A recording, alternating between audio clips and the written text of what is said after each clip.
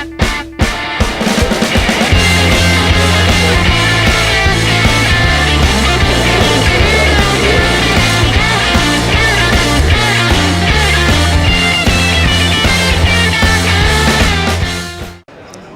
I'm here with the British player Andrew Feldman. How's the main event started for you today? I started pretty slow. I bought in for the second level. I've got a pretty tough table.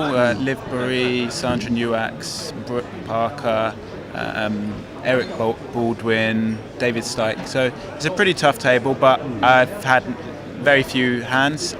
So I'm down, and I made a pretty poor call on the river when the guy made trips. So I'm down to about 25,000, but there's plenty of time to go, so we'll just see what happens. It's a nice slow structure, isn't it? You can take your time. Yeah, there's a lot of play in this. There's nothing to get worried about, and just hopefully I'll hit some cards and build my stack.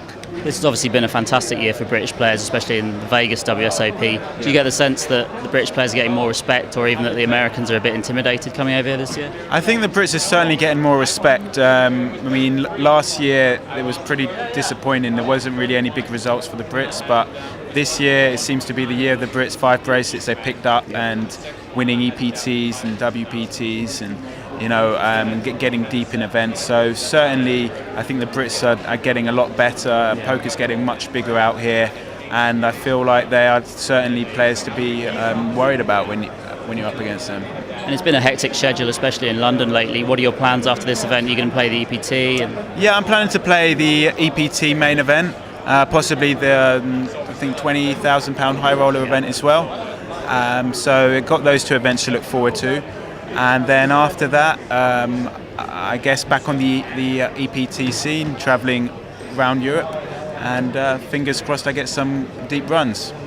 When it's busy like this, do you set yourself like personal goals or a certain amount of profit you want to come out of that period with? No, I never set myself targets. I think if you set yourself targets, you're putting yourself under pressure to reach them. Yeah. And I mean, there's so much luck in poker that I don't ever want to go into a tournament saying this is my goal. All I want to do is play the tournament to the best of my ability, and hopefully if the luck's on my side, then progress to hopefully be the winner of it. But as long as I feel by the end of the tournament I've played the best I could in each situation and I made as few errors and I can learn from it to improve my game to the next one, then I feel I'm happy with that. So whatever happens with the result is a bonus. Okay. And finally, if you had to pick one player to be your tip to win this, who do you think's like on fire at the moment, who could really go a long way?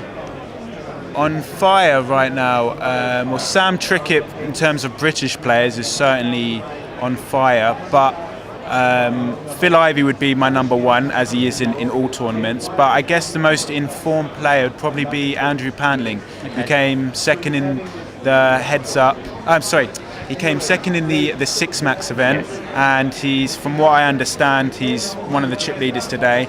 I've played with him before. He's an excellent player and a very, very, very good reader of the game. And my tip to win this right now would be Andrew Pandling. Okay. Well, thanks very much, Andrew. Good luck for the rest of the tournament. Cheers.